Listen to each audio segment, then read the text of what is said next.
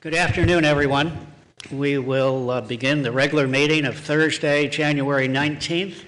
This is the City Council, the Library Board, the Housing Authority Board, and the City Council representing the Redevelopment Successor Agency.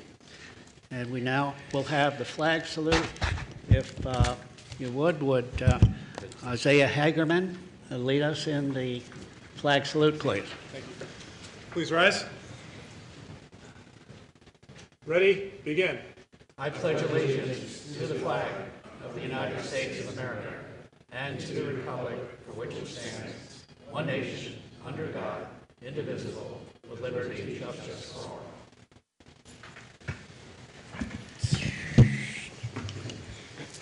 May we have the roll call, please? Councilmember Hobart? Here. Councilmember Kite? Councilmember Smotrich? Here. Mayor Pro Tem Townsend? Here. And Mayor Weil? Here. Councilmember Kite may be joining us in a little while. He's returning from Sacramento, and his plane has been delayed. Should we move to excuse? All right. There is a motion and a second to excuse Councilmember Kite. I don't know if that requires a vote, but let's vote if you would, please. Okay, and it's 4-0 for the excuse. Excuse me, at this time, I would like to call for a moment of silence. On December 26th, our supervisor, John Benoit, passed away. Supervisor Benoit spent 31 years in law enforcement before he became supervisor of the 4th District. John Benoit served with distinction. While he was supervisor, he was extremely active in many areas of our county, made a significant contribution. His absence will be sorely missed. And if you would please join me in a moment of silence in his memory.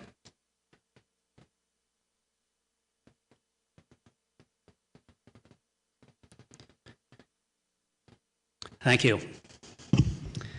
We will now have a non-agenda public comment, an opportunity for the public to speak on issues that are not on the agenda for a maximum of 3 minutes per speaker.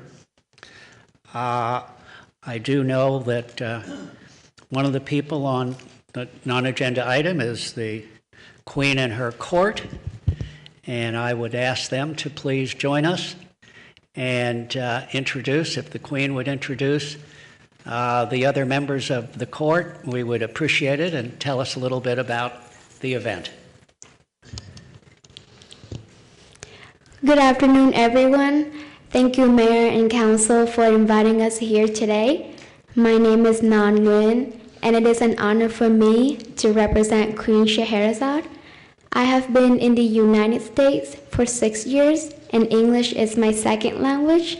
I'm a senior at La Quinta High School. After I graduate, I would like to become a pharmacist, and some of the school I look forward to attend would be UCI or UCLA. Now, I'll turn the mic over to Princess Dunyazad so she can introduce herself. Hi, my name is Alyssa Moffat. I was crowned Princess Dunyazad. I also am a senior at La Quinta High School, and after I graduate, I am planning on attending College of the Desert for 1 year to begin my general studies, and afterward, I plan on attending Azusa Pacific University, where I plan on majoring in business management and minoring in sociology. Now I will pass the mic over to Princess Jasmine so she can introduce herself. Hello, my name is Maya Jones, and like the rest of my court, I am a senior at La Quinta High School. After graduation, I hope to attend Stanford under a mathematics major to become an AP or Ivy level high school math teacher. And now that we're done with introductions, here's Queen Scheherazade to tell you about the fair. The headliner for this year are the Eli Young Band, the Eli Young Band on Saturday, February 18th. Vas de Mano, Sunday, February 19th, Jeep Trick, Friday, February 24th, War, Saturday, February 25th, and we're wrapping up the fair with the last performance called Supper Fiesta on Sunday, February 26th. Now, let's hear about the Extra Values Day. Starting off the Extra Value Days, we have Friday, February 17th, which is our opening day, and there will actually be free admissions into the fair from 10 a.m. to 12 noon. And then on Tuesday, February 21st, that is our KMIR Day, and if you watch KMIR News, they will mention a phrase for you to mention when you're purchasing your ticket. If that phrase is mentioned, your admissions ticket will only be $6. On Wednesday, February 22nd, that is our Waste Wednesday, and this is sponsored by the Riverside County Department of Waste Resources. And if you bring in an electronic waste product such as cell phones, telephones, radios, and things of that nature, you will actually receive free admissions into the fair. Thursday, February 23rd, is our O'Reilly Auto Parts Day, and if you visit an O'Reilly Auto Parts shop, you will receive a voucher for free admissions into the fair. Friday, February 24th, is our Fantasy $5 Friday, and this is sponsored by Fantasy Springs Resort and Casino, and all-day admissions ticket will only be $5. Every single day is Veterans Day, so if you bring in a proper or valid ID, you as well as 3 other guests will receive free admissions into the fair. And from Tuesday to Thursday, 3 p.m. to closing, that is actually our Kids' Day, and for every paid adult, 1 child will also get in for free. And now you are about to hear the fun things to do at the fair. So at the fair, obviously it's the date festival, so there's lots of date-themed food. There's bacon wrap dates, amazing date shakes, and then Pink's Hot Dogs comes out with an Indio date dog that you can only get specifically at the fair, so I really recommend you try it. And then it is a fair, so there's lots of really fun rides, my favorite being the Ferris wheel. You get a great view of the valley from up there. And then if you're with young kids or you're not really a rides person, there is a petting zoo, there's camel rides, and there's even a pet adoption event if you're looking to adopt a pet. So now in conclusion of our presentation, here is Queen Scheherazade to wrap up. We would like to thank you so much for having us here today. We really appreciate your time, and we'll look forward to seeing you at the fair. Does anyone have a question for us? No, what a great presentation, though, and the way you have memorized every one of those dates and the sponsors was remarkable, and it's just terrific. And all I can say is that you are the future leaders of our country, which makes all of us feel that our country's in great shape when we see people like you. So we thank you very much. Thank you.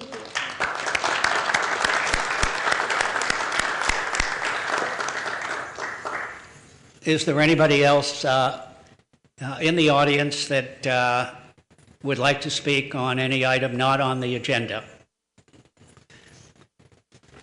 Michael Harrington? Oh, thank you. Michael Harrington. Recently, I believe it was December 3rd, we had our cars burglarized, and we live over here near the park. I guess we call it the Tamarisk area, near Frank Sinatra and Duval. And before that, I know there were some instances with graffiti, and then there was a sexual assault, and the neighbors got a chance to talk, and they were sharing their stories with me about break-ins that they were going on throughout the neighborhood, which, I didn't hear about it, and then, except through the neighbors. But then our property was hit, and it caused some damage too, because they go through the cars, and then, somehow they damaged the BMW, I don't know, with the electronic door system, have to get it all replaced. I don't know how they managed to do that. I guess jimmying it open or something. But I guess they just cruise around looking for, opportunities, and there's been break-ins into homes too. So I was trying to get that information, so I found a website called crimereports.com, and it did show that in that area there have been a number of break-ins, so I was surprised. So what my neighbors told me were not just rumors, but you get the briefings from the police. House break-ins, car break-ins, things like that. Again, I just see with, population seems to be increasing in our valley, and we're really all one valley, even though Rancho Mars, we live in such a nice enclave, a nice area, but we have to also remember that we're part of a larger valley. So, anyone can come here and steal, and if they're going to steal, they're probably going to go to places where they think there's things of value.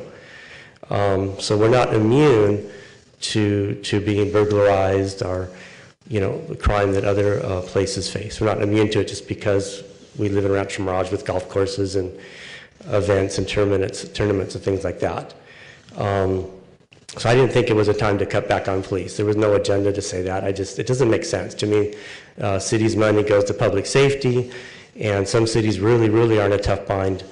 But it seemed like we have a lot of surplus money, and it should first go to public safety, within reason, but it should first be allocated to public safety. So it didn't make sense to cut back on a deputy.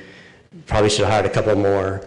It's Rancho Mirage, we have the money. The people appreciate feeling safe.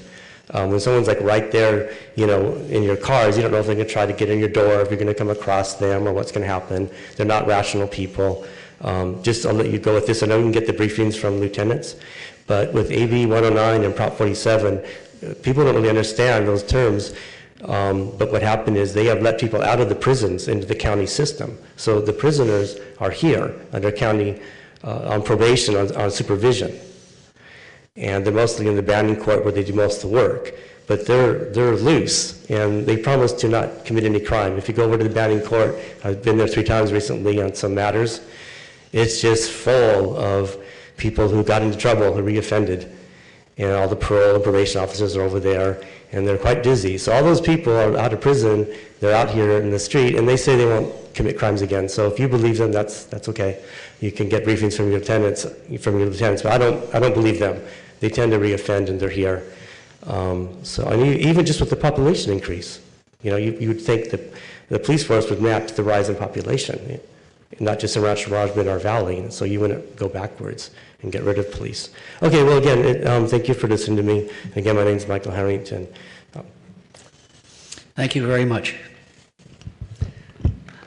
Is there anybody else in the audience that would like to speak? All right, we will close the non-agenda portion, and I will ask the City Council board members for their comment.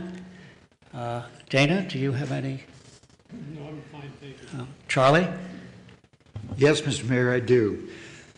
We receive many emails and correspondence from residents in Rancho Mirage. 2 stood out, and I'd like to share that with you. And it goes, Dear Council, I have lived in many cities and countries in my lifetime, and that exceeds some 82 years. When receiving the latest issue of the Rancho Mirage Insider, it reminded me once again what a fantastic city that I live in. From the new dog park, the new Rancho Las Palmas shopping area, and the many offerings the city provides. I watched the attention to detail as they expanded the intersection of Bob Hope and Frank Sinatra. Tile and bricks used matched the existing landscape, and there were no shortcuts. I would like to thank the council that has worked so hard to ensure Rancho Mirage stands out to all who visit and live in our city. The work is hard and often not appreciated, and I certainly understand that better, having served a number of years on boards and committees. Please pass along my thanks to the rest of the council, and that's from Irv Kaufman.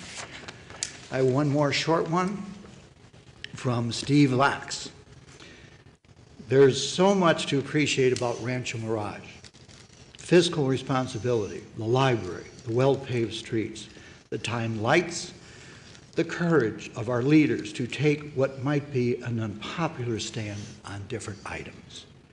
The dog park, the amphitheater, the observatory that is to come. I could go on, but then there's one thing that keeps on coming up, which really makes me so happy to be here. Today I took 5 banker boxes filled with paperwork and had them shredded. From the time I left my house to the time I returned, it was less than 15 minutes. Another service that is offered by this city and this city council. So again, he said, thanks, Rancho Mirage. Thank you. Thank you, Charlie. Iris? Yes, I do have a comment to make and some information to pass on. In 2006, with the suggestion and foresight of council members Dana Hobart and Ron Mepos, the Rancho Mirage Speaker Series was born. Since then, numerous people of great interest to the Coachella Valley have come to speak and share their knowledge and personal histories. They have educated us, entertained us, and brought an enriching experience to all those in attendance. Needless to say, our city and our entire Speaker Series committee takes this program very seriously. So, when a phone call was received last Sunday afternoon from the agent of our first speaker, Rita Moreno, saying that Ms. Moreno was unable to speak because of medical reasons, an emergency committee meeting was called. Our Speaker Series commissioners, staff members, Dana Hobart, and I met at 4:30 on Sunday to find and secure a replacement speaker, keeping in mind that our speakers event was 2 days away. With many phone calls and much effort, we were incredibly fortunate to secure the wonderful and inspirational Marlee Matlin, who could not have been more accommodating nor more charming and fun. And for all of those who were able to attend, I know you appreciated her appearance and her words so genuinely. But for those who were unable to attend, let me just pass on a little bit of her history. Marlee Matlin received worldwide critical acclaim for her film debut, the Paramount Pictures' Children of a Lesser God, for which she received the Academy Award for Best Actress. At the age of 21, she became the youngest recipient of the Best Actress Oscar Award and the only one of 4 actresses to receive the honor for her film debut. In addition to the Oscar Award, Marlee received the Golden Globe Award for Best Actress in a Drama. Though Marlee lost her hearing when she was only 18 months old, she never let her challenges dictate her future or deter her from her dreams. And along with a successful Hollywood career, she dedicated herself to raising awareness for her many humanitarian causes, as well as raising a family with 4 children. And I mention this all because we still have 2 opportunities to enjoy the Rancho Mirage speakers. We are going to be having 1 speaker in February and 1 speaker in March, and I'd like to tell you just a little bit about them. The first one will be February 21st, and you can see on the screen, this is Dr. Robert Ballard. He grew up always wanting to be Captain Nemo from 20,000 Leagues Under the Sea.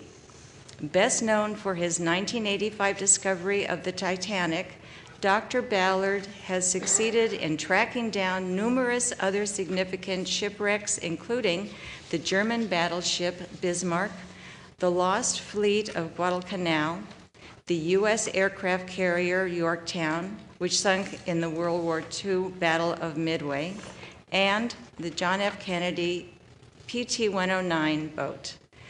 Dr. Ballard is the president of the Ocean Exploration Trust.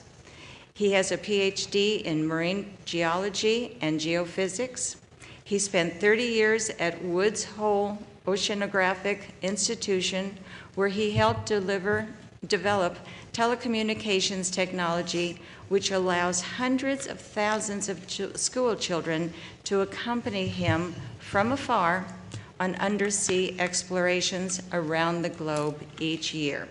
Dr. Ballard has 21 honorary degrees and 6 military awards. He was also a commander in the U.S. Naval Reserve. Dr. Ballard has published numerous books, scientific papers, and a dozen articles in National Geographic magazine, and has also been featured in several National Geographic television programs, including the record-breaking Secrets of the Titanic. The other speaker will be on March 14th, Linda Greenhouse. She is a Knight Distinguished Journalist in Residence and the Joseph Goldstein Lecturer in Law at Yale Law School. She has had a 40-year career at the New York Times, including 30 years covering the United States Supreme Court. And she received numerous journalism awards for her reporting.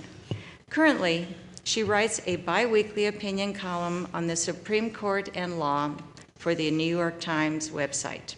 And she is one of 2 non-lawyers elected as honorary members of the American Law Institute. She is a graduate of Radcliffe College, Harvard, and served on the Harvard University Board of Overseas. She holds a Master's of Studies in Law degree from the Yale Law School and has received 11 honorary degrees, and additionally, she serves on many important boards. So, if you have not as yet purchased your tickets, please take the opportunity to do so. You can get them through City Hall, and they can be gotten online. There are some tickets still available, so we look forward to seeing you on both those evenings. And if you have any questions, feel free to call City Hall, and the number is 760-324-4511. I always want to give my grandmother's telephone number. I can't figure that one out, but it's 324-4511. Anyway, we look forward to seeing you. These are great opportunities to see wonderful people and get well educated and well versed on what's going on in their fields. Thank you. Thank you, Iris. Those are all exciting events coming up. Incidentally, when Charlie mentioned about the comments regarding the RM magazine, I want to compliment Sean Smith and his very able staff for turning out that wonderful publication. That's the first one for Sean since he took over the marketing department, and they've just turned out to be a terrific team.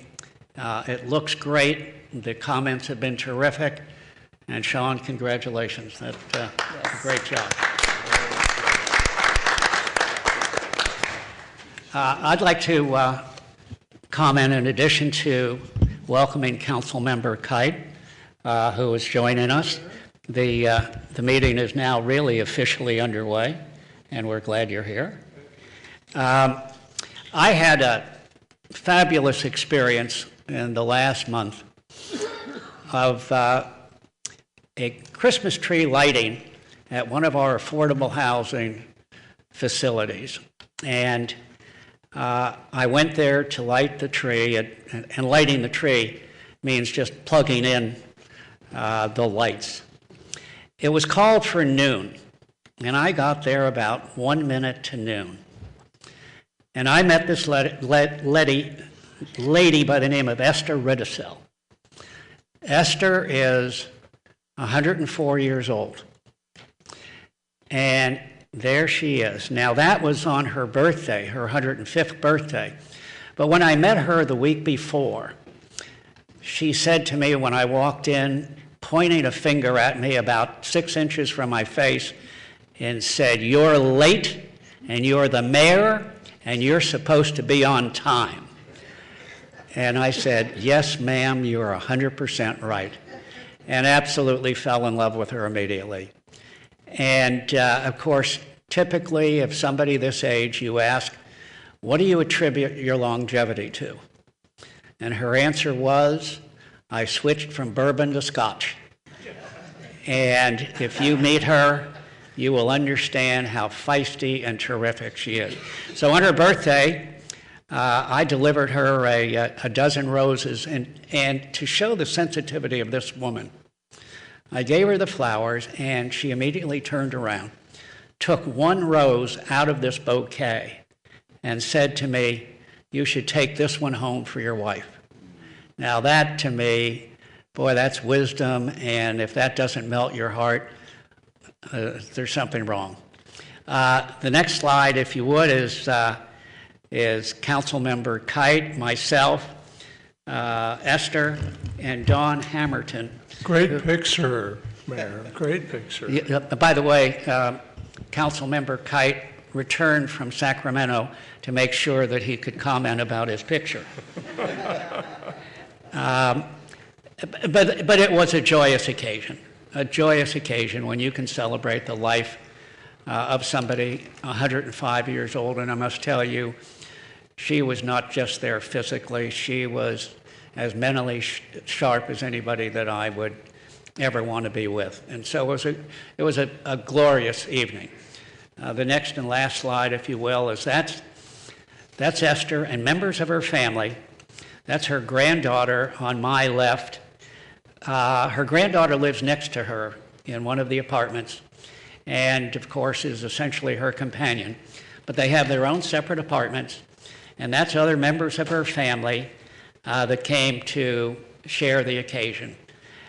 It was just a wonderful, wonderful night, and one that I will never forget. So I felt that I wanted to share that with you. So that concludes my council comments. And I now will ask regarding the minutes of the December 15th meeting, if anybody has any corrections or comments. If none, I will ask for a motion to approve the minutes. I'll make that motion.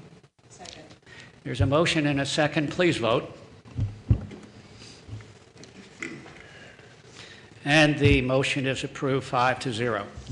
The next item on the agenda is our consent calendar, which will be read and reviewed by Randy Binder, our city manager. Thank you, Mr. Mayor. Good afternoon, members of the City Council. The first item on consent is to waive full reading of the ordinances that are introduced or adopted pursuant to today's agenda. And if you don't want to do that, we can have Mr. Hagerman read each one in full. Number 2 out of 7 on your consent calendar is a request that the City Council approve the 4th Amendment to the Sunline Joint Powers Transportation Agency Agreement. This would specifically authorize the board members to receive stipends for their attendance at meetings consistent with limitations applicable to general law cities. The amount of the stipend would be set by resolution of the Sunline Board and paid out of Sunline funds. The full language of the amendment is attached as Attachment A in your report. That's going before all of the member agencies of Sunline this month. Item number 3 on your consent calendar is a request that the council approve modifications to the city's Special Assistance Fund guidelines as recommended by the subcommittee. As you know, the Special Assistance Funds were created in 1990 to provide funding to nonprofits that help people in the community. You'll recall in December of 2013, the council approved modifications so that awards of $5,000 or less are treated as grants rather than payments for particular services, and that helped streamline the process. In lieu of the contracts for the smaller awards, the city required execution of an indemnity agreement, which covered the city against liability. So today's request, at the request of the SAF subcommittee, Mayor Weil and Councilmember Smotrich, staff, we're making a recommendation that we eliminate the need for submittal of receipts to the city before disbursement of the awards. We're proposing this because it eases the paperwork burden for nonprofits that receive small awards of $5,000 or less. The full SAF guidelines, sample contract, and the indemnity agreement are attached to your staff report number 3. Consent item number 4 is a request by Mission Hills Country Club for a fireworks permit for Friday, February 3rd at 9:30 p.m. You'll recall last October, the City Council adopted Ordinance 1106 that amended the municipal code that added a prohibition against salute-style fireworks and established a fine for noncompliance. Salute-style fireworks are the ones that go bang and reverberate very loud. One of the primary goals of the city was to tighten up the regulations so we could allow colorful fireworks displays while preserving neighborhood compatibility and ensuring residents' peaceful enjoyment of their communities. This new ordinance also requires staff to ensure that the pyrotechnicians are fully licensed and competent in their understanding of the city's ordinance and the staff's expectations. And of course, the city's fire department is involved from permit through display. The applicant has provided our Economic Development and Marketing Department with the application requirements, and it meets all of the new ordinance requirements. Attached to your staff report is an aerial photograph that shows the 1 mile radius mailing requirement that the city has. So Mission Hills Country Club notified everybody by mail within 1 mile radius of the upcoming fireworks display, so nobody is caught off guard or surprised. And of course, without the salutes, it'll be a nice colorful display without the concussion noises. And also, the Mission Hills Country Club, in their letter to the surrounding community, invited people outside of Mission Hills Country Club, if they want to come in, that they contact Marlene O'Sullivan at Mission Hills, and they're welcome to come and enjoy it as well. So that's nice for the community. So if you approve that, that fireworks display would be Friday night, February 3rd at 9:30 for 10 to 15 minutes. Item number 5, Mr. Mayor, on your consent calendar is a quarterly treasurer's report. This is a request to receive and file the treasurer's report. You'll see it's the city's policy to achieve a market rate of return on the city's investment of public funds while we minimize risks and preserve capital. You'll see at the bottom of page 1 negative returns for the past quarter, but these are unannualized returns. Don't be alarmed, they're not, we're not losing any principal here. The negative amount that you see on page 1 is determined on total returns, which takes into account unrealized gains and losses. Every agency that reports a total return basis shows negative returns when there's a rising interest rate market. So this is why the benchmark comparison at the bottom of page 1 is also a negative number. If you go to page 5.5 of your of item number 5, you'll see that the city's actual quarterly earnings was a little over $356,000. You'll also see at the bottom of page 5 that there's a graph that illustrates the city's investments maturity distribution policy, and you'll see that none of the city's investments are over 5 years, and over 2/3 of them are in the 2 to 4 year investment maturity range. Jesse Eckenroth, our finance manager, is here to answer any other questions about the quarterly report, if you have any. Item number 6 on your consent calendar are contracts, and item number 7 are demands, and we are here to answer any questions. Thank you. Does anybody have care to have any items pulled from the consent calendar? Richard? Isaiah, looking at page 5-1, it looks like we actually earned at a higher rate than the Merrill Lynch index. What was the reason for that? Good portfolio management. Well, I thought that's what you were going to say. We are. If you had missed that opening, Isn't that the question you told me to ask of you? Exactly. I would have been extremely disappointed. And we did it with less risk. So the first column, the duration or years, how long is your portfolio? You'll see that we're actually a little bit shorter than the benchmark, and we're beating them on the return side. So we're doing it with less risk. We're shorter with our money. Thank you. I think you had a good advisors too with the subcommittee. Absolutely. Mr. Hobart there. Thank you. Are there any other questions from council? Does anybody in the audience have any questions regarding the consent items? Seeing none, I'll ask for a motion to approve the consent, please. So moved. Second. Please vote.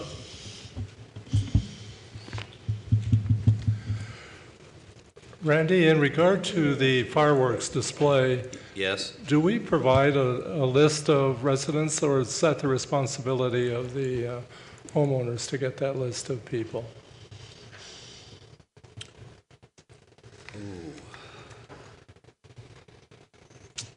I don't know the answer to that. I think we get the list from a title company because it's a certified current list. We may provide it ourselves because we do have a contract with a Metroscan when we do our own public hearings. How about we have staff answer that? Text me, please, staff member. By the way, before you answer, Never mind. How about we'll have Sean answer? I do want to make a comment that the motion was approved 5-0.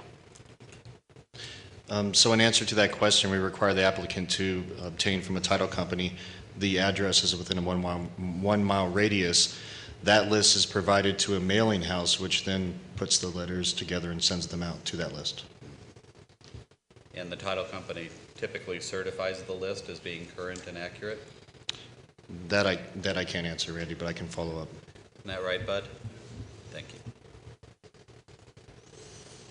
No other questions?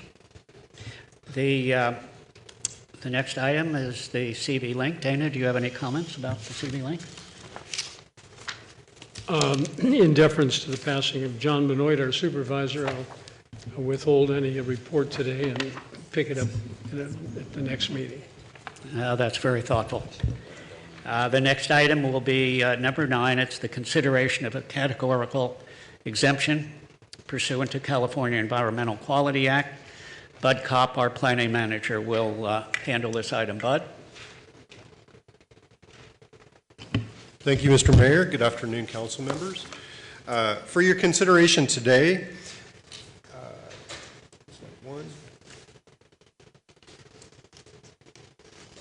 is a major modification to finish the Veneto project. The application includes a new single-story building consisting of 6 dwelling units over an existing parking structure, 13 villas around the perimeter using 2 floor plans with 2 elevations, and 2 lots that have unusual circumstances that we recommend using the SFP, single-family permit process, to accommodate. The project would decrease the number of dwelling units from 41 to a total of 34 units. The project is located on Country Club Drive. To the north and east, you'll see the Morningside Golf Course, Whitewater Wash, and just to the east there on the little triangle, a CVWD well site. To the south is Thunderbird Country Club, and the west is the Butler Abrams Trail, Trojan Financial Plaza office buildings, and Blue Sky Mobile Home Park. The existing general plan and zoning for this property is medium-density residential, and if I might just briefly give you a history of the project, it does have a complicated history. In 1995, the Blixseth Rose Company received city approval to subdivide this 8.3-acre project site into 23 single-family residential lots and 1 amenity lot. The subdivider graded the property, installed public and private subdivision improvements, and then, without recording the map, the property was sold to the previous property owner, Mr. James Baker. In 1998, 3 years later, a preliminary development plan and environmental assessment was approved for the Veneto project as a 41-unit condo project consistent with the medium-density residential requirements at the time, which permitted up to 5 dwelling units an acre. Currently, it's 4, so I wanted to make sure that was pointed out. The project concept was to create an architectural village-scape reminiscent of Old World Italy. Following entitlement in 1998, 5 villas around the perimeter were completed and occupied. Construction had also commenced on the subterranean parking garage labeled Existing Veneto West, shown in orange on the screen, and the proposed Veneto East, shown in brown. Due to multiple reasons, including lack of sales, project construction came to a halt in 2003. This left both the east and west entry buildings unfinished. Also, some perimeter villas stopped construction during the framing stage. Due to structural integrity and weathering issues, those structures had to be demolished for safety reasons. One of the demolished villas was at the extreme north end of the project, and that was a 2-story condominium building. In 2007, the city approved a final development plan which completed 7 dwelling units and an interim clubhouse in the west wing, and the exterior shell of the intended clubhouse over the entry tunnel, which was also completed, but the interior remains unimproved. The only construction in Veneto that has been approved by the city and completed since 2009 was a minor modification to reconfigure the main entry, eliminate the manned security system, and install a keypad transponder system. In the past 15 years, the project has remained substantially dormant, but however, during that time, the city passed ordinances limiting the building height to 1 story and 20 feet, And also the city adopted the 2005 general plan update, which decreased the permitted density on the site from 5 dwelling units to 4 dwelling units per acre in the medium density residential zone. As a result, staff directed the applicant to redesign the perimeter villas to comply with these new ordinances, since no residential building permits had been active over the past 10 years.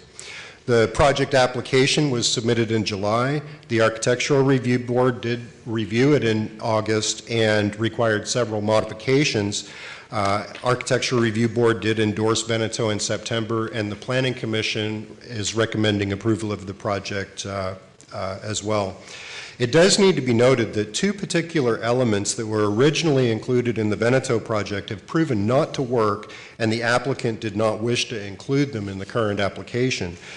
Number 1 is that the market has not favorably responded to the stacked 2-story over the subterranean parking structure.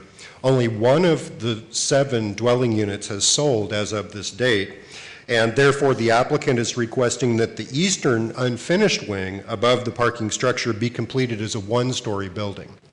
The second item is that the applicant also wishes to eliminate the shared driveways and motor courts for the perimeter villas, as they've been problematic. The villas around the perimeter will be completed without the motor courts, but 2-car garages are provided for each of the dwelling units. This is the backbone infrastructure and on-site private streets have been completed to serve the project upon build-out. The grading plans contained in your exhibit booklet show that the pad for the attached units over the existing east parking structure will be about 2 feet higher than the proposed villas on the opposite side of Via Condati. The proposed villas on the east side of Via Condati will drain towards the private street and into a storm drain collection system on site.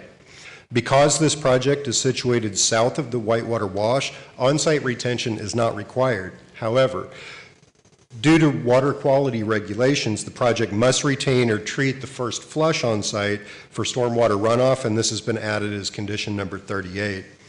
All of the on-site storm drains will be maintained by the Homeowners Association, and in order to ensure maintenance access, staff has conditioned that the maintenance easement for storm drain purposes be shown on the final precise grading plans, and that the codes, covenants, and restrictions identify the location of those easements to ensure that no permanent structures, walls, or trees would be located on the easement. Where any storm drain crosses under proposed courtyard walls, as shown on the screen, there's some stars where the storm drain would pass under courtyard walls. Decorative gate wide enough for maintenance equipment shall be provided to the satisfaction of the city engineer. That is addressed in condition number 19. Primary and secondary access to and within the Veneto project will not change. The main entry is located on Country Club Drive, about midway between the 2 emergency access drives, and a third emergency pedestrian access point is conditioned on the western side of the project adjacent to the Butler Abrams Trail. All residents enter the project from Country Club Drive, proceed to the keypad with the turnaround area, and enter by way of transponder. Past the keypad, motorists begin driving down into an area about 10 feet lower than Country Club Drive. The main entry passes under the intended clubhouse structure, which is shown here on the screen, and after traveling about 100 feet, motorists will encounter an 11-foot high decorative gate. Once through the gate, access is provided to the parking structure on both the left and the right, as shown on the screen here, before the private street rises 10 feet back up to normal grade. 3 streets radiate from the piazza where the fountain is located and provides access to the perimeter villas.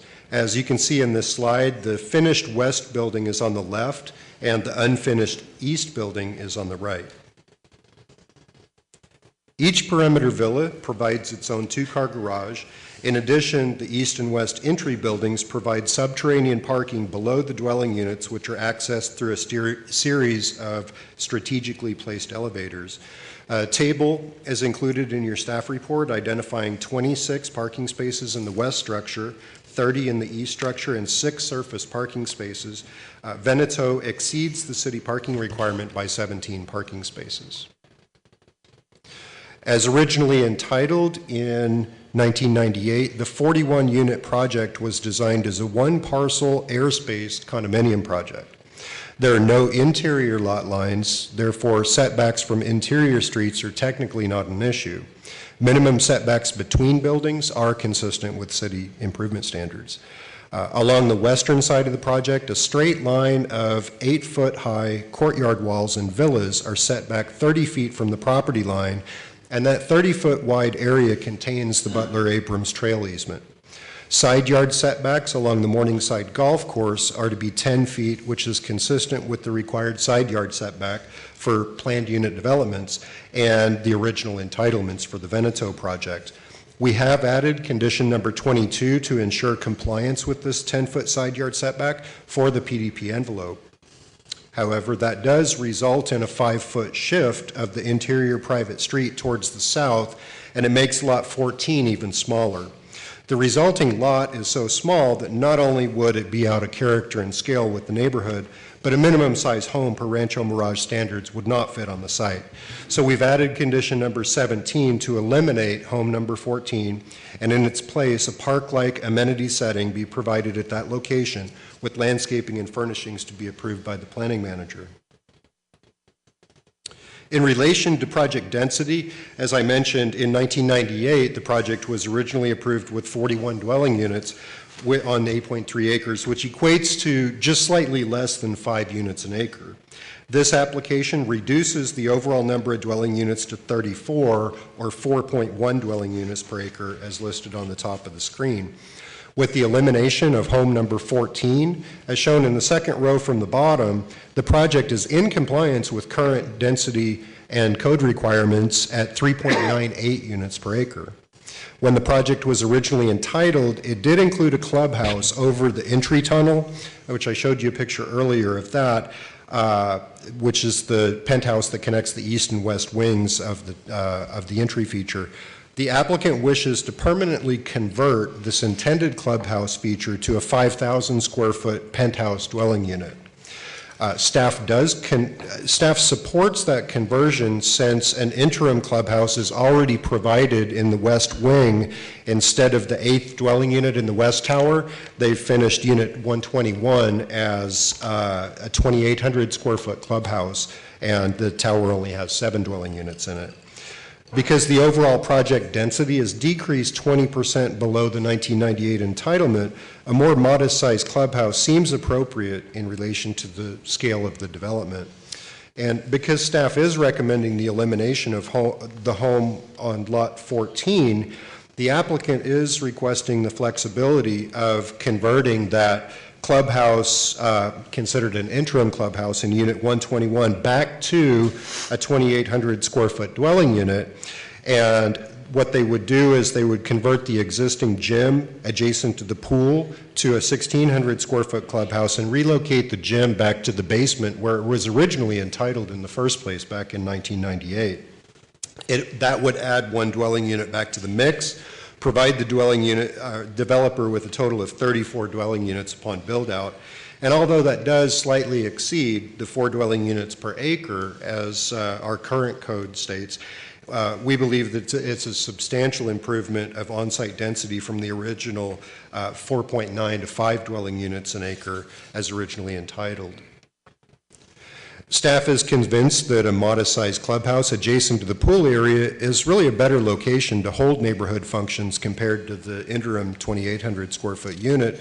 We have included an additional finding in your staff report A4 if the council does wish to support condition number 18, which would relocate the clubhouse and allow the transfer of the gym equipment to the basement. In all likelihood, the total unit count upon build-out will remain at 33 in compliance with the density standards, unless homeowners grant approval to relocate that clubhouse from its current location. The partially completed east wing of the entry building was originally entitled as a 2-story building over subterranean parking.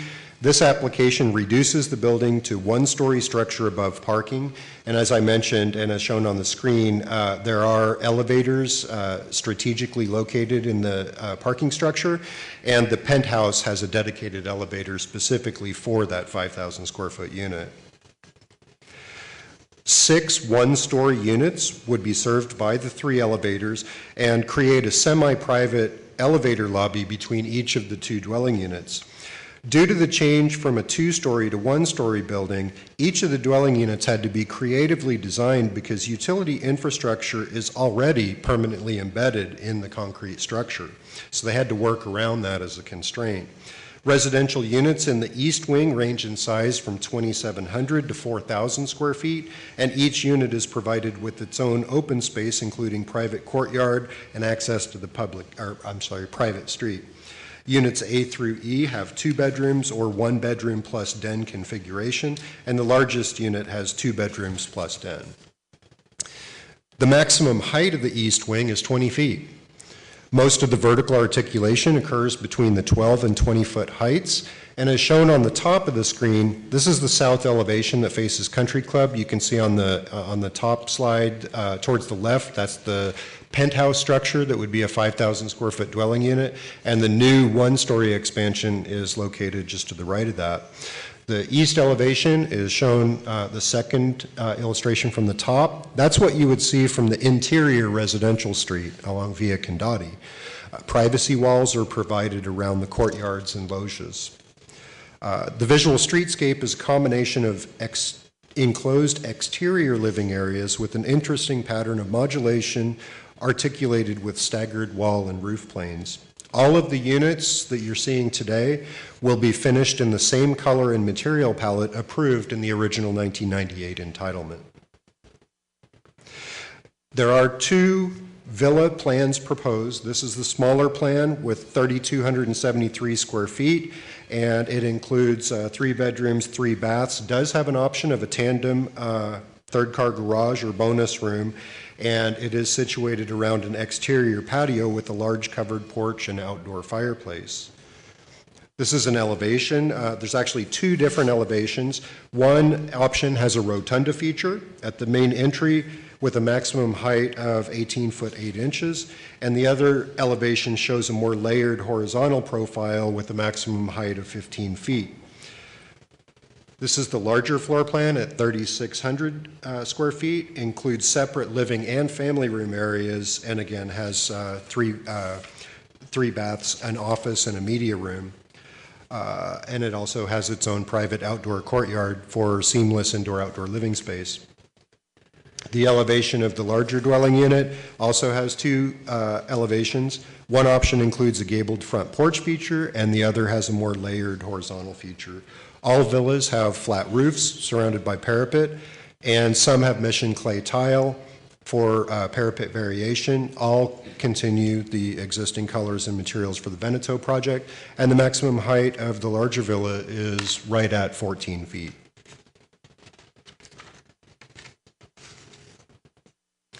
The site plan specifies which floor plan and elevation will be provided on which lot. There appears to be a satisfactory mixture of units and elevations to provide a variety to the interior streetscape. We have added condition number 23, which requires that the homes adjacent to Country Club Drive either be reversed so that the courtyard faces Country Club, or that substantial architectural upgrades be applied to all elevations as seen from Country Club Drive to provide more visual interest. Landscaping is intended to be sparse along the interior private streets reminiscent of Italian villages. Piazzas, architectural walls, and purposefully situated landscape planters line the narrow cobbled street. Condition number 16 has been added to ensure that all new trees are at least 36-inch box in size. The existing landscape palette will be completed throughout the project, and private courtyard landscaping will be provided to each home prior to occupancy. The streetscape, as shown on the illustration here, has shallow setbacks, walled courtyards, and small planter beds. Trees and shrubs are water efficient, and ground cover consists of pockets of synthetic turf and Palm Springs gold gravel. And again, the color material palette will be the same as throughout the project. Theme elements such as carriage lights and other architectural details will be continued throughout the common areas. The project has remained in its current unfinished state for over 10 years, and although the project is different from the original project as envisioned, the applicant feels that it responds to market conditions and satisfies the owner's requirements to build out a quality project. It's important to the owners and to the city that there be architectural consistency throughout the project, that the units be of similar are reasonably similar in size, and that the streetscape not be compromised as originally envisioned. In summary, under this proposed project, density is decreased from 41 to 34 units. Access, circulation, and setbacks will not change from the original entitlement. The parking complies with city code and is 17 spaces over parked. Motor courts have been eliminated. The eastern building over subterranean parking becomes a one-story building. 2 new perimeter villa floor plans with 2 elevations are proposed, and the colors, materials, and landscaping will be completed per the original palette. Some highlights of the conditions we've recommended include the elimination of the dwelling unit number 14, and in its place, a parkette be provided. That's condition number 17. Condition would allow repurposing the 5,000 square foot intended clubhouse as a penthouse resident. Allow flexibility to return unit 121 to a residence, that was the 2,800 square foot interim clubhouse, and to convert the existing gym next to the pool into a clubhouse and relocate the gym back to the basement. That's condition number 18, and that would allow, if the homeowners association is on board with that flexibility, then that would be able to be accommodated at the staff level with your approval. And very importantly, construction on the eastern building over the subterranean parking, that's the partially constructed building, it must substantially commence before any perimeter villa building permits would be issued. Also, the eastern building over the parking structure will be substantially completed on the exterior prior to any perimeter villa being finalized for occupancy. That's a condition as well. Staff and the Planning Commission recommend approval of the filing of the 15332 categorical exemption and the subject modification based on the content, findings, and conditions in the staff report. And we're here to answer any questions. Thank you. Thank you, Bud. Does council have any questions? I do. Is this going to be built out in sections? How is it going to roll out? Well, as conditioned, the unfinished eastern tower would be substantially finished first before any of the villa permits were issued, and certainly before any of them are completed. It's not proposed to be phased. All of the infrastructure is already in place.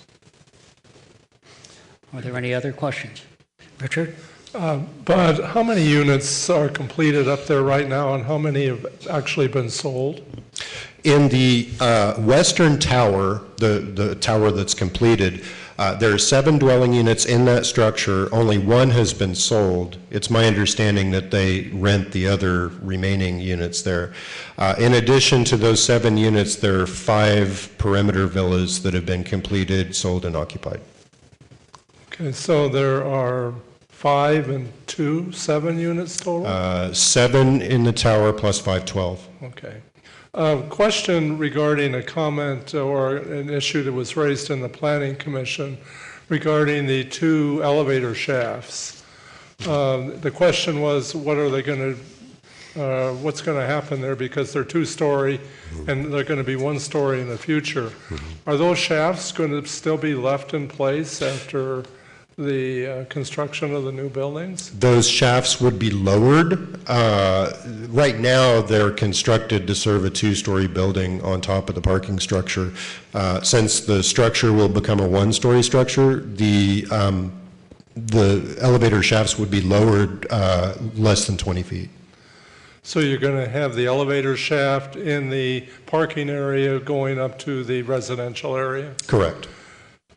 So it'll be a two-story shaft then after? Yes, it'll serve the basement, which is the parking structure, and then the one-story building on top of that.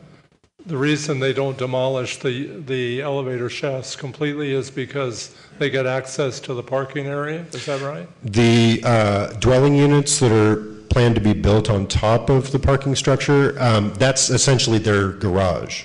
And so there will be a private elevator lobby for each two dwelling units. So each two dwelling units will share a lobby with their own elevator that'll go down to the parking structure, and that's where their guests and the owners would park their cars. Okay, thank you. Any other questions? I'll ask anyone in the audience that has any questions regarding this item. Seeing none, I'll close the public portion.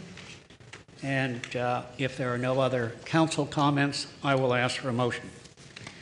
I move that the City Council approve, 1, the filing of a notice of exemption pursuant to California Environmental Quality Act, Section 15332-infill development projects, and 2, approval of major modification case number MOD16019 based upon the content, findings, and conditions in the staff report.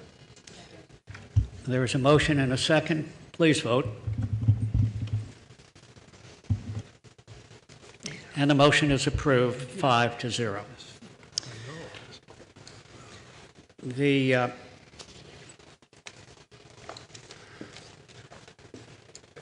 The next item is consideration of a one-year extension of time for tentative track map number 36620. Jeremy Klein will handle that. Jeremy?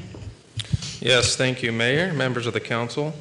Before you is a request for a one-year extension of time for tentative track map 36620, which was originally approved by the council on December 4th, 2014.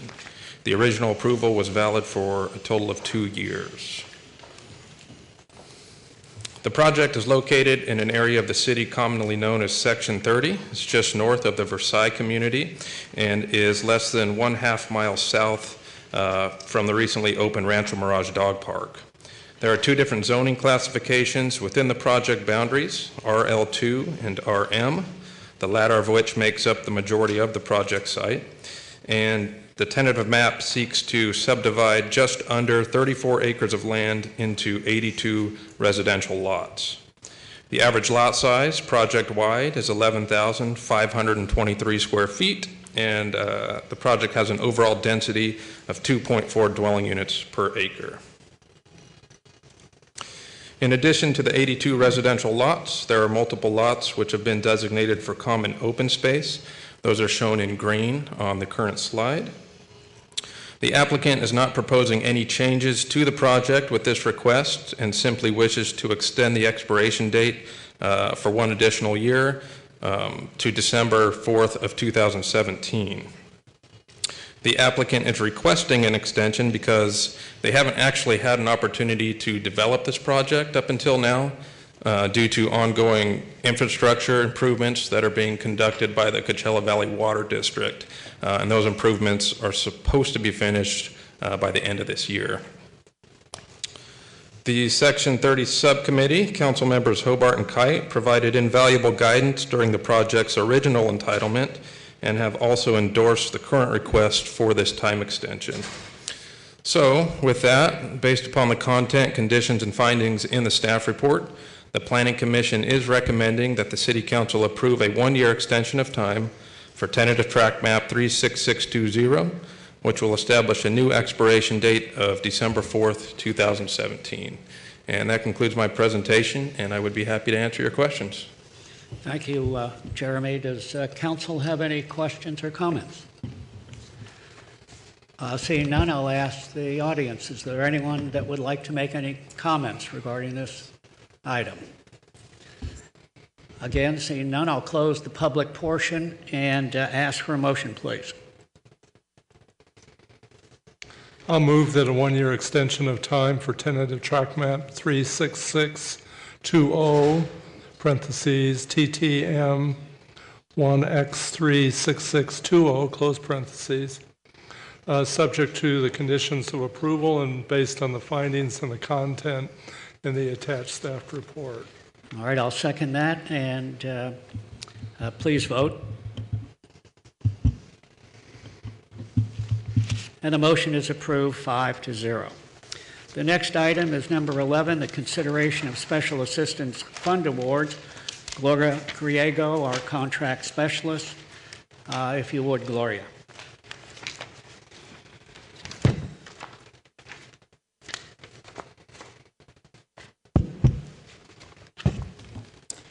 Mayor, City Council. In 1990, the City Council implemented the Special Assistance Funds Program to award funds to qualified nonprofit organizations that provide special activities, programs, or services to the citizens of the community. Council has amended the guidelines from time to time as the need arises. On June 30th, 2016, a press release was issued notifying the public of the fiscal year 16-17 application process. This information was also placed on the city's website. The subcommittee is recommending an award of funds to 23 qualified nonprofits for a total amount of $76,000. The city receives multiple funding requests throughout the year. Therefore, the subcommittee will have the opportunity to recommend funding to other qualified nonprofits that submit requests during the fiscal year. Recommendations are attached as Exhibit A. I will now turn it over to the mayor as part of the subcommittee for any comments. Well, I can only comment that as a member of the subcommittee, along with Council Member Smotrich, this is one of the more gratifying things that one can do as a member of the City Council, is when you can award grants to deserving causes. It gives one a great deal of pleasure knowing that you're able to contribute to society in a certain way that it helps people. So we're most rewarded. I think we get personal rewards far greater than even the recipients. Iris, would you like to comment about that? Well, I think you kind of summed it up perfectly. It is very gratifying to be able to work on this kind of committee and see the benefits that we can provide for those who need help that should just sustain themselves, and it's always a pleasure to help those that can't help themselves. So it's something we're grateful for, and it's wonderful to work with Gloria every year, and we thank her for all the assistance. Thank you. Thank you, Iris. Are there anyone in the audience that cares to make any comments? Yes. Please state your name and... City Council members, members of the committee. My name is Lupe Ramos Watson. I'm here today representing one of your proposed recipients, ACT for Multiple Sclerosis, who is a multi-year recipient of the City of Rancho Mirage's grant program.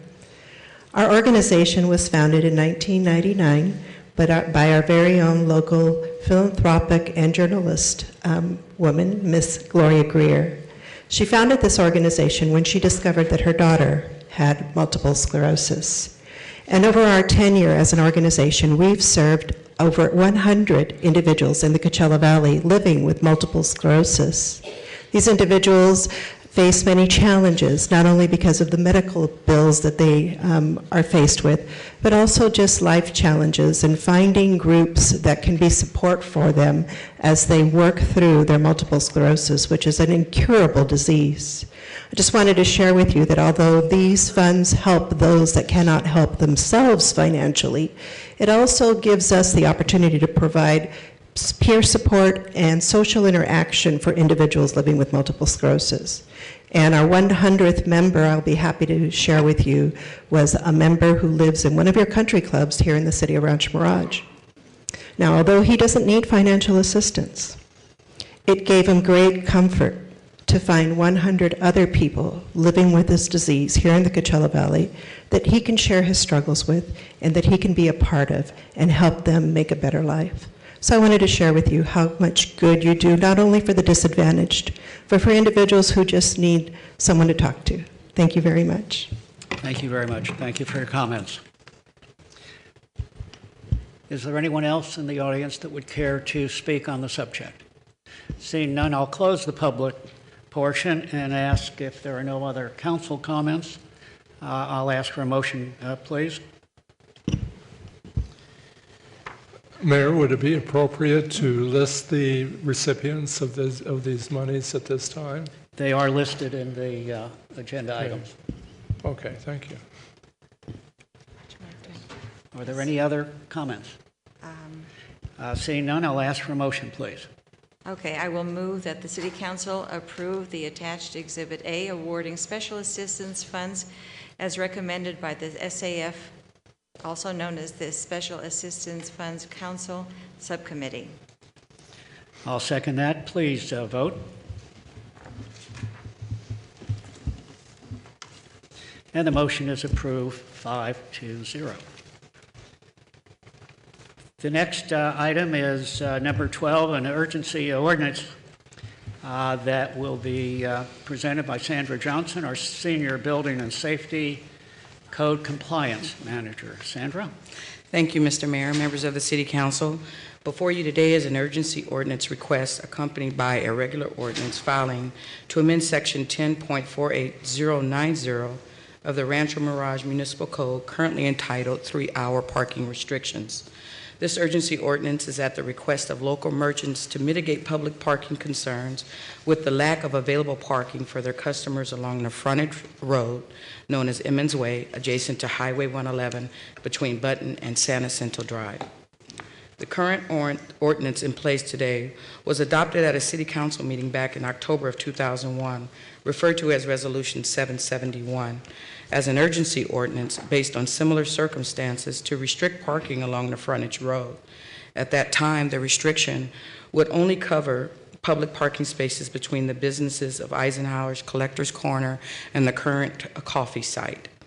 However, the Resolution 771 was only a temporary provision to offset parking deficiencies associated with the widening of Highway 111, during which time the city also approved the construction of an off-street public parking lot along the frontage road and directly adjacent to Coffee to replace all of the lost public parking spaces and provide several additional public parking spaces. As a result of the provisions of 771, it was only valid for 10 months from the date of its adoption back in 2001.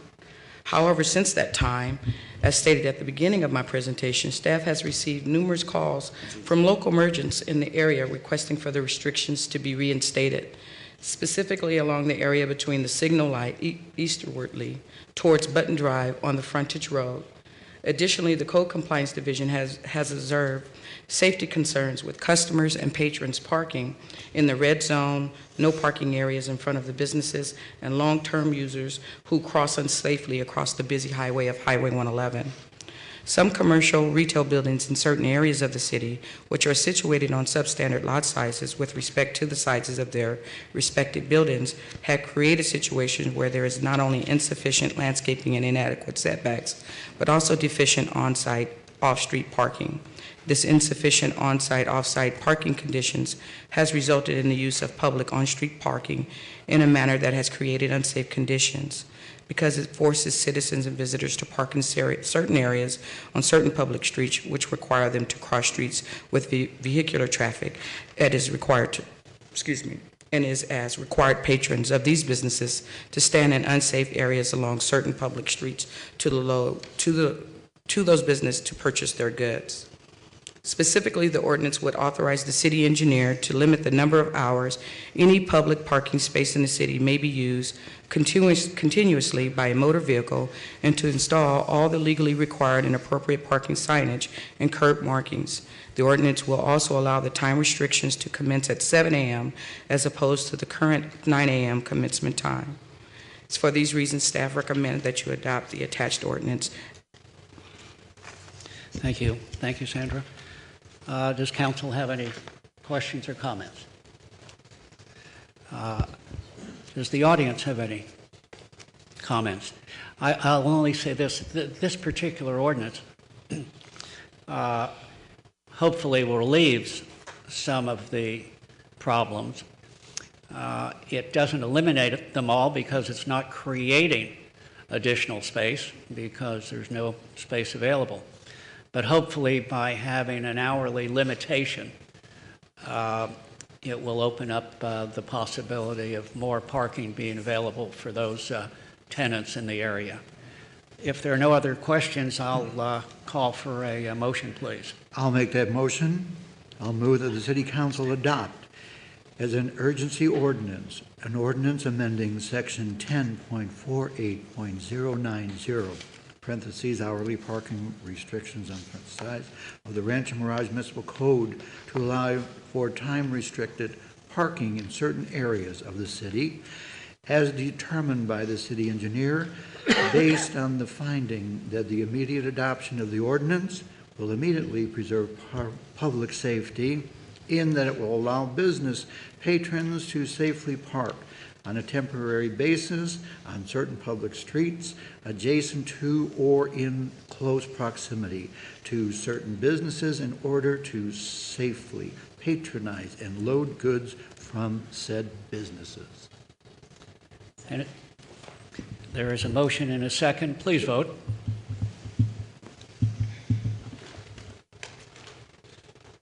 And the motion is approved 5-0. Next item, number 13, is the introduction of a companion ordinance, also being handled by Sandra Johnson, our Senior Building and Safety Code Compliance Manager. Sandra? If you would, Mr. Mayor, I'll defer to my prior presentation. It's the same. It's just a simultaneous filing. The first one is an urgency ordinance, and this is the accompanying ordinance, same language. It's just to make sure that we cover both bases. Right. Indeed, they're both connected. Are there any council comments? Richard? Question. Do we have a list that's already been prepared by the city engineer of the streets that fall into this ordinance? If you could have that aerial back up.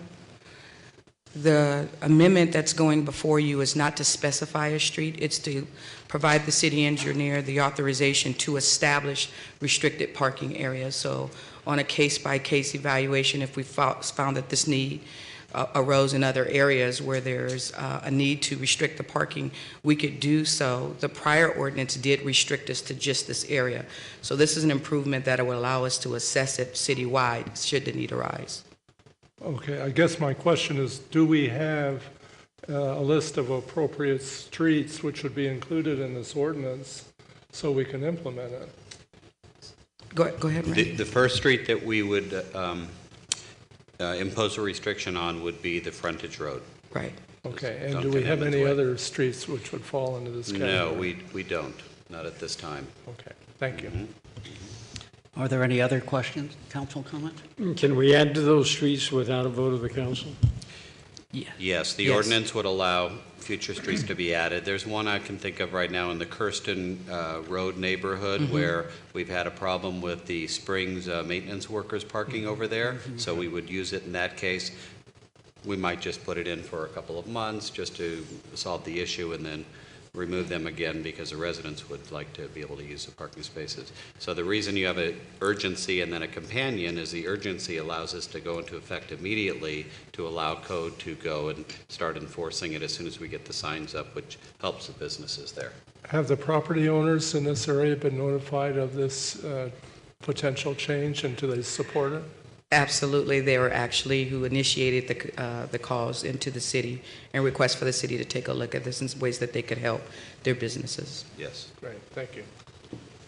Are there any other questions? Does from a public comment standpoint, does anybody have any questions in the audience?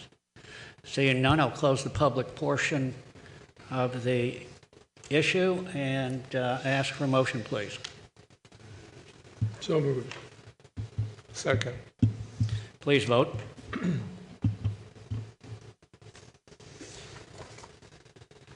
And the motion is approved 5-0. Next item will be a ordinance, introduction of an ordinance, the first reading of Rancho Mirage Municipal Code 5.24. Marcus Alleman, our management analyst. Marcus? Thank you, Mayor Weil. Honorable Mayor Weil, City Council, and City staff, I am here to recommend an amendment to Chapter 5.24 of the City's Municipal Code regarding tobacco sales. In 1990, the city implemented a licensing requirement on tobacco retailers seeking to operate within the city of Rancho Mirage with the adoption of Ordinance 488. Two modifications were made thereafter in 1991, Ordinance 502, and then again in 1999, Ordinance 725, which make up Chapter 5.24. In 2003, the state of California enacted the Cigarette and Tobacco Products Licensing Act of 2003. The act established a statewide requirement that all tobacco retailers must maintain and display a valid state-issued license to engage in the sale of tobacco products for each location at which tobacco sales take place. The act expressly provides that it does not supersede or preempt local licensing requirements. Instead, under the act, tobacco retailers must obtain and maintain a state-issued tobacco retailer's license and county or city-issued tobacco retailer's license.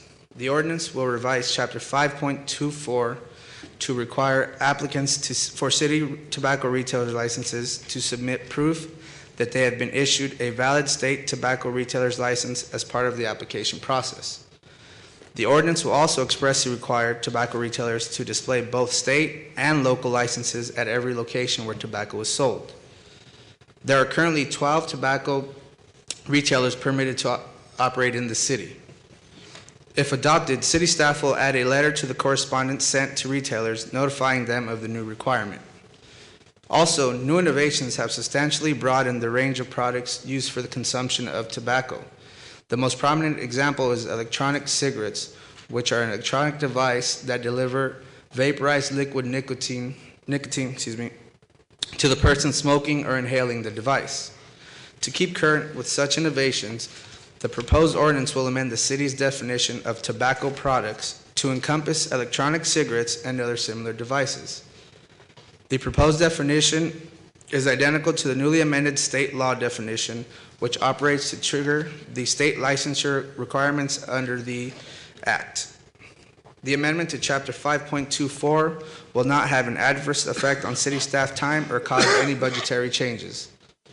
I would like to thank the City Attorney's Office for all of their help through this process, and thank you for your time, and I am available to answer any questions. Thank you, Marcus. Does council have any questions regarding this? Seeing none, I'll ask the audience if anybody has any questions regarding this particular tobacco ordinance. Seeing none, I'll close the public portion of the issue and ask for a motion, please. I will make the motion that the City Council introduce and read by title only the attached ordinance amending Chapter 5.24, cigarette sales, of Title 5, business taxes, licenses, and regulations of the Rancho Mirage Municipal Code. Second. There's a motion and a second. Please vote. And the motion is approved 5-0. Next item is number 14, resolution number 2017, to be presented by Britt Wilson, our management analyst. Britt? Good afternoon, Honorable Mayor and Council. The territory proposed for annexation into the Community Facilities District is located at the southeast corner of Highway 111 and East Veldt. And if I'll direct your eyes to the screen for a minute, you can see the parcel there outlined in red in the middle, and it's across the street from the river, and it's in the Mimi's restaurant lot, and that's a view of the current parcel there. It is vacant. The annexed territory is undeveloped land, as I mentioned, and the project had a condition of approval to annex into the Community's Facilities District. In accordance with that condition of approval, the property owner, Mirage Sahara Waterfront, has submitted a petition for annexation. That petition requests the City Council to initiate the annexation proceedings. Oh, you can take that down. Initiate the annexation proceedings and provides for expedited approval of the annexation and the levy of the special tax. This annexation shall be known as annexation number 168. As of fiscal year 16-17, the estimated annual revenue for this project would be approximately $4,000. The resolution that's attached to your staff report would allow the city to do the following: to accept the petition submitted by the owner requesting that the city initiate the proceedings for annexation into the Community Facilities District. It would accept and preliminarily approve the annexation map that's attached and part of the resolution, and direct the city clerk to have the map recorded within 15 days of today's meeting. And it would establish the date and time of the public hearing, which would be February 16th, on this annexation and the levy of the special tax. And it also directs the city clerk to mail or deliver to the owner the sole ballot that will be used for the annexation of this parcel. As the council is aware, Community Facilities District annexation is a two-step process. This is step one. Step two would be during the public hearing meeting. At that point, you would hear the results of the election from the sole ballot that went out, and you would be able to finalize all the annexation proceedings and impose the special levy on this property. With that, I will turn it back to you, Mr. Mayor, and be happy to answer any questions. Could we get that, could we get that photograph again up on the screen, please? Don't run the PowerPoint because it's automatic. Is the Gretchen Lemon property, the old Gretchen Lemon property, is that encompassed in red there, or is that still separate? Separate. Okay. Do people reside in that separate property? I mean, In the house that's there? Huh? In the house? You're referring to the house? Right. I've seen there's an old car that's parked in the lot. I know they've come to city council meetings in the past, but I don't know, to tell you the truth. It's not part of this annexation, so I couldn't answer that. Well, in the past, you're talking about way in the past now. Yes. Anyway, I was just curious. She still resides there. She was very lively. On that same map, we're including a portion of the parking area, which is opposite the Bridget Lamont property. How come we don't include any of the rest of the parking area that goes to the back of the property line? I couldn't answer that question. This is a planning this is a planning land entitlement, and included 3 parcels that are outlined in red there. There's actually 3 parcels.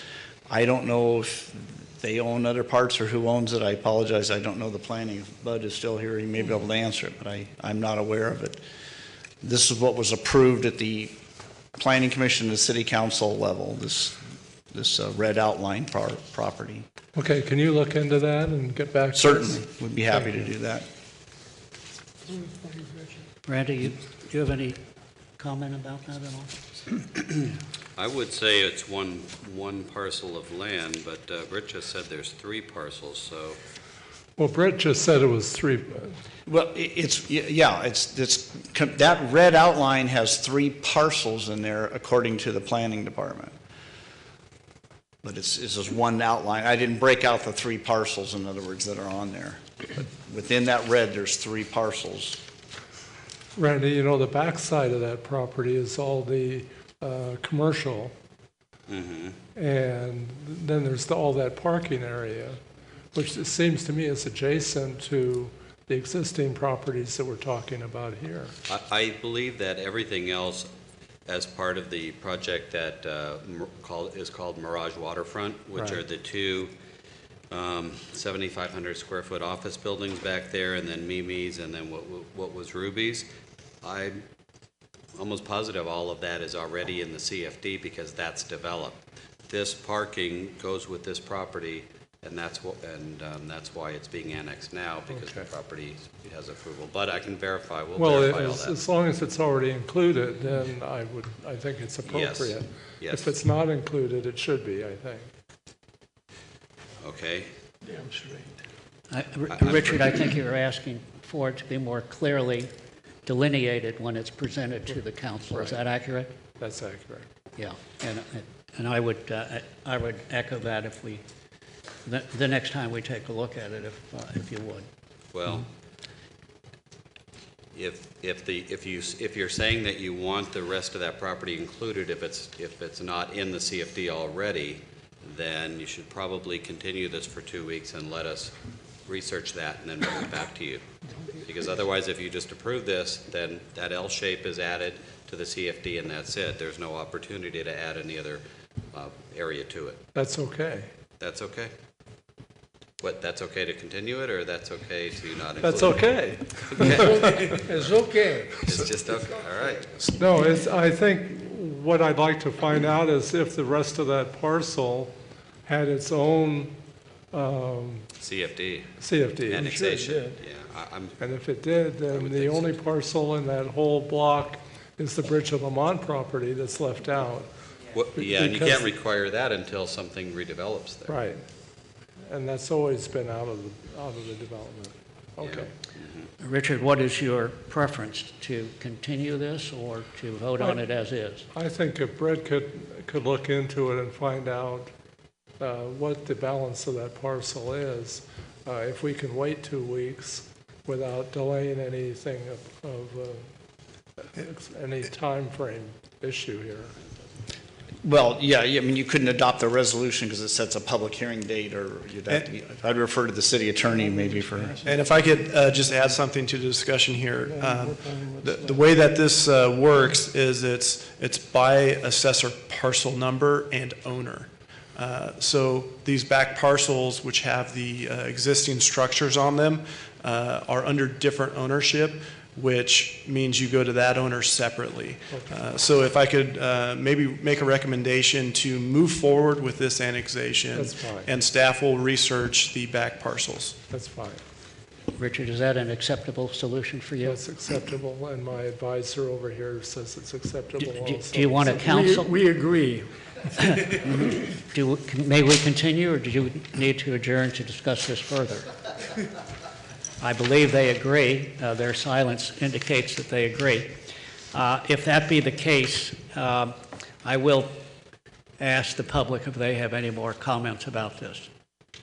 Seeing none, I'll close the public portion, and if there are no other council comments, I will ask for a motion to approve this as it is. I'll make that motion, Mr. Mayor. And I'll second it. There's a motion and a second. Please vote.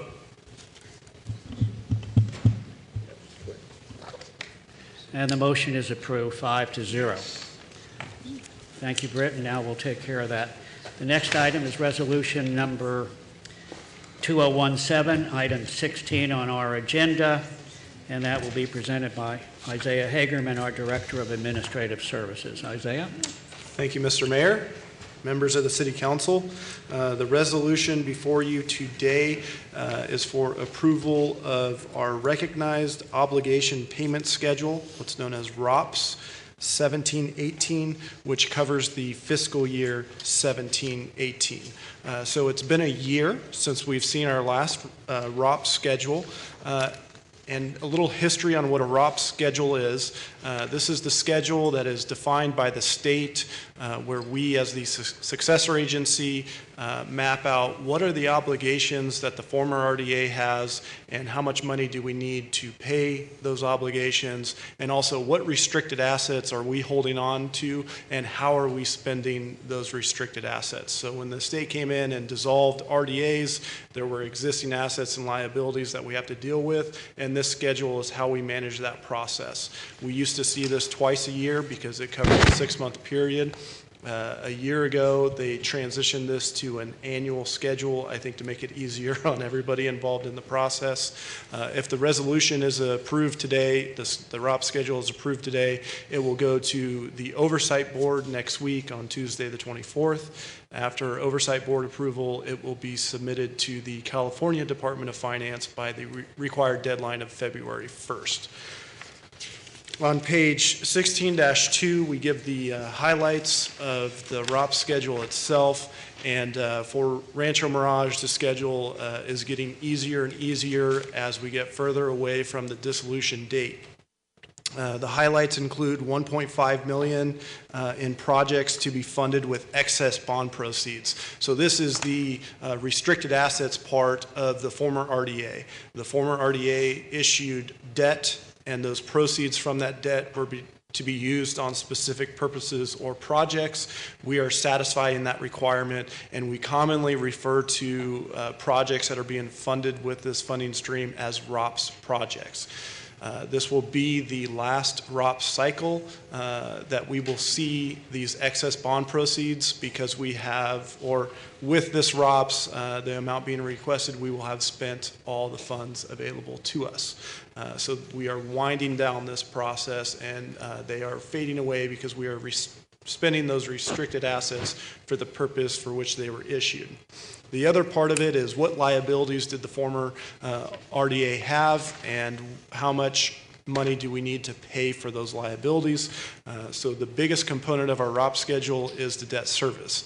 So RDA's worked with a lot of debt, and so we request the dollars via the schedule to fund our debt service. So every year we list on the schedule, what do we need to meet that year's debt service requirement, and we get the money through the county, and we pay the debt service payment.